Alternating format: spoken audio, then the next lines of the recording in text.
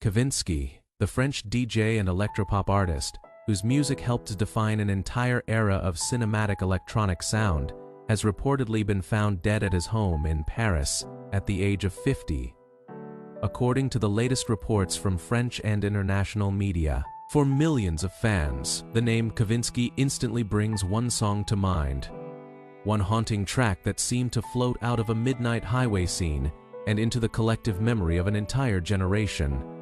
That song was Nightcall. And with it, Kavinsky became more than a musician. He became a symbol of style mystery and the lonely beauty of retro-futuristic sound. The news of his reported death has sent shockwaves through the electronic music world, especially because Kavinsky was not just another DJ on the festival circuit. He was an artist who built a universe around himself, one where neon lights, car crashes, analog synths, and dreamlike melancholy all lived together in perfect balance.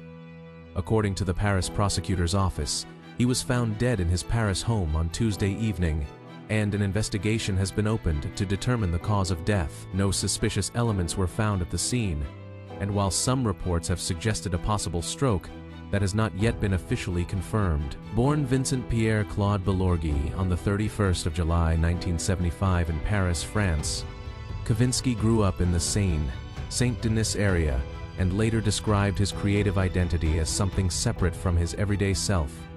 He was never the type of artist who wanted the spotlight to reveal everything. In fact, he seemed to do the opposite. He turned himself into a character, a myth, a visual and sonic story that people could step into. He created Kavinsky as an alter ego because, in his own words, showing his own face held no interest for him.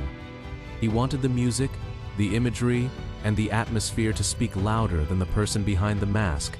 That sense of mystery was there from the beginning. Kavinsky didn't come out of nowhere, but he did arrive in music in a way that felt cinematic.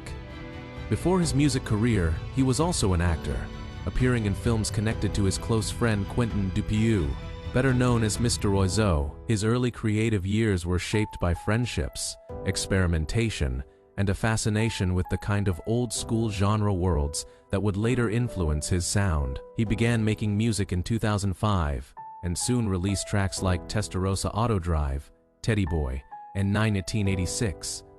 All of which helped build the aesthetic that would become his signature. Kavinsky's music was deeply inspired by 1980s film soundtracks, synth, heavy nostalgia, and the feeling of being alone in a fast car at night, with the city lights moving past like a dream.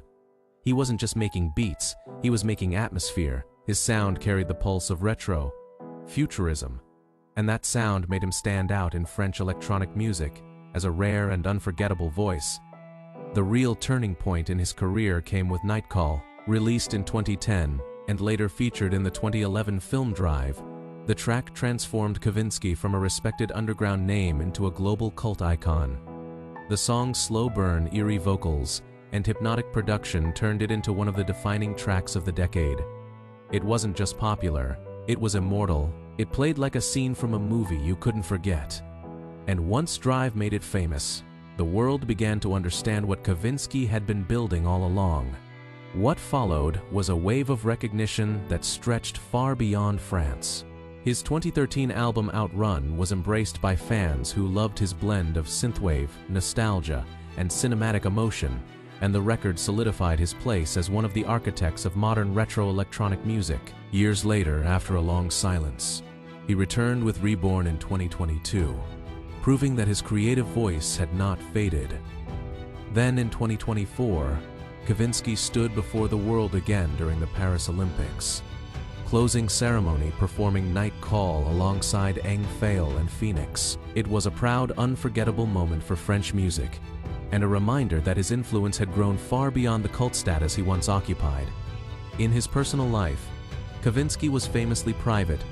He never publicly confirmed a wife, and available biographies state that he had never been married and had no children. At the same time, French reports suggest he may have been in a long-term relationship with Gaffale Constantini, an ethical fashion designer who was described as his discreet partner in recent coverage.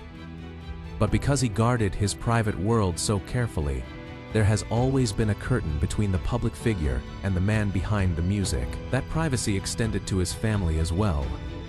He came from the Paris suburbs and experienced his parents' divorce while growing up, which shaped his early years and, in subtle ways, the emotional tone of his art. He was the eldest of 3 children, and his background was far from the glamorous image people often associate with electronic stars. His story was one of quiet discipline, creativity, and personal reinvention. He taught himself piano, explored sound in his own way, and took his first artistic steps without any guarantee that they would lead anywhere. Estimates of his net worth have placed him at around $3 million, though exact financial details were never officially confirmed. That money came from album sales, licensing, live performances, and the long afterlife of Nightcall, which continued to generate cultural and commercial value across film, television, gaming, and advertising. But Kavinsky's legacy was never really about money. It was about style, mood, and the strange power of a sound that could make people feel both nostalgic and futuristic at the same time. His lifestyle reflected the same balance of mystery and craft. He was not known for wild public antics or constant social media exposure. Instead, he lived like an artist building a world on his own terms. He was drawn to cars, visual identity, and the darker edges of romanticized memory, all of which became part of his brand without ever feeling forced. His Ferrari Testarossa inspired mythology, his love of cinematic references, and his refusal to overexpose himself made him one of the last truly enigmatic figures in electronic music. And now, with his reported death in Paris, that mystery has become something heavier, something final. The investigation is still open, and the exact cause of death has not been officially established. What we know for sure is that the world has lost a singular artist whose music shaped moods, inspired genres, and helped define the sound of a generation. For fans of electronic music, this is more than the loss of a DJ. It is the loss of a creative architect, a man who understood that music could be visual, emotional, and cinematic all at once. Kavinsky's work will continue to live on in late-night drives, in film scenes, in playlists, in memories, and in every artist who tries to capture that same glowing, haunted feeling he made so unmistakably his own. If this story moved you, please take a moment to like the video and subscribe to the channel for more emotional news, style biographies, and tribute stories.